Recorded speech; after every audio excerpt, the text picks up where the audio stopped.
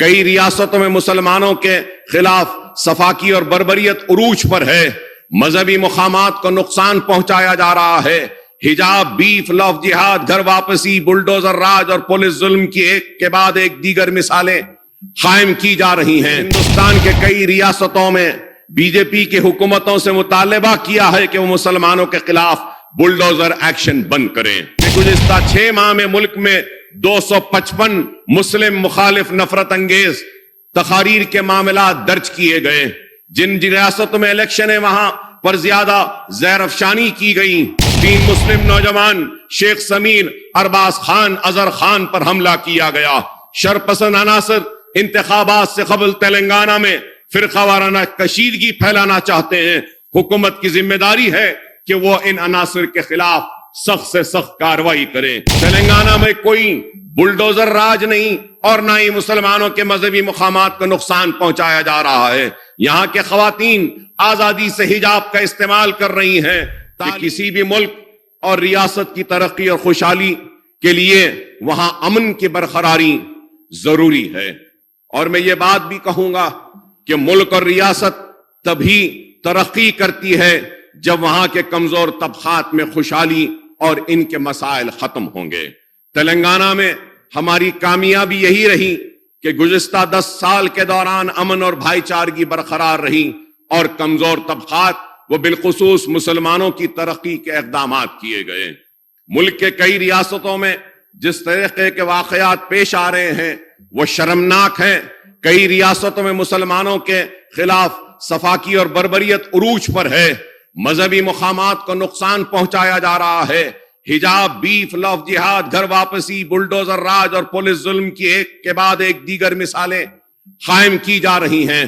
آج وطن عزیز کہ کئی ریاستوں میں مسلمان کمزور طبقات بڑی آزمائشوں اور مصائب کا شکار ہو چکے ہیں۔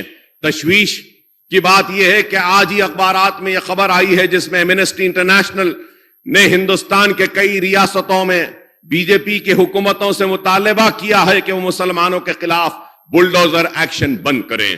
رپورٹ میں بتایا گیا کہ گزشتہ سال اپریل تا جون 3 ماہ کے واقعے میں 128 املاک کو مسمار کیا گیا، 617 افراد کو بے گھر ہوئے اور ان کے کاروبار تباہ کیا گیا۔ چند دن قبل امریکی ادارے ہندو واچ کی ایک رپورٹ میں بتایا گیا کہ گزشتہ 6 ماہ میں ملک میں 255 مسلم مخالف نفرت انگیز تقاریر کے معاملات درج کیے گئے۔ جن ریاستوں میں الیکشن ہے وہاں پر زیادہ زہر افشانی کی گئی۔ تو میں آنریبل پینل سپیکر سر، محترم پینل سپیکر سر، یہ بھی کہنا چاہوں گا کہ ملک کے کئی ریاستوں میں فسطائی نظریہ اور ہندوتوا فروغ دیا جا رہا ہے۔ مذہبی منافرت کینسر سے زیادہ تیز پھیل رہی ہے۔ ہماری ریاست تلنگانہ ان چیزوں سے پاک رہی۔ یہاں مذہبی منافرت نہیں ہے، فسطائی نظریہ یا ہندوتوا کا اثر بھی نہیں ہے۔ تلنگانہ میں ملک کی دوسری ریاستوں کے بنسبت مسلمان محفوظ ہیں اور میں امید کروں گا کہ کانگریس کے دور حکومت میں بھی مسلمان محفوظ رہیں گے اور فسطائی طاقتوں کو شکست دی جائے گی۔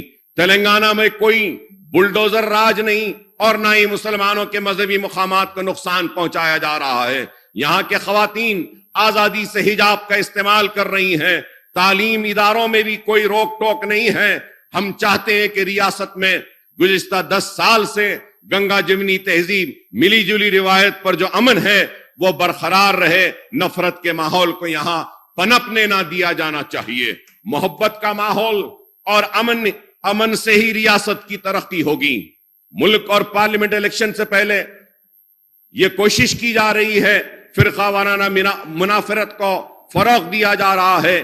اس لیے اس ایوان میں موجود ہم سب کی ذمہ داری ہے کہ ایسی طاقتیں جو بدامنی پھیلا رہی ہیں ان کو ان کے منصوبوں میں کامیاب نہ ہونے دیں۔ کانگریس حکومت نے جب سے ریاست میں اقتدار سنبھالا ہے 2 سے 3 واقعات یہاں بھی رونما ہوئے ہیں جس کا ذکر میں کرنا ضروری سمجھتا ہوں کہ سنگاریڈی میں دولت آباد کے مقام پر شرنگیزی کی گئی، وہاں کی مسلم اقلیتوں کو نقصان پہنچایا گیا۔ اسی طرح شب معراج کے موقع پر نظام آباد کے شہر 5th ٹاؤن پولیس اسٹیشن کے حدود میں فرقہ وارانہ کشیدگی کا واقعہ پیش آیا۔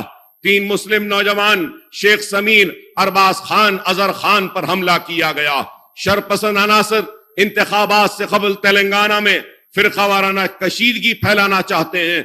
हुकूमत की जिम्मेदारी है कि वो इन अनासर के खिलाफ सख्त से सख्त कार्रवाई करें, क्योंकि आज रियासत को हमको आगे बढ़ाना है तो हम रियासत को आगे उस वक्त ही बढ़ा सकते हैं जब इस रियासत में अमन होगा, इस रियासत में भाईचारगी होगी और इस रियासत में हम सब मिलकर काम करेंगे तो तभी ये रियासत आगे बढ़ेगी।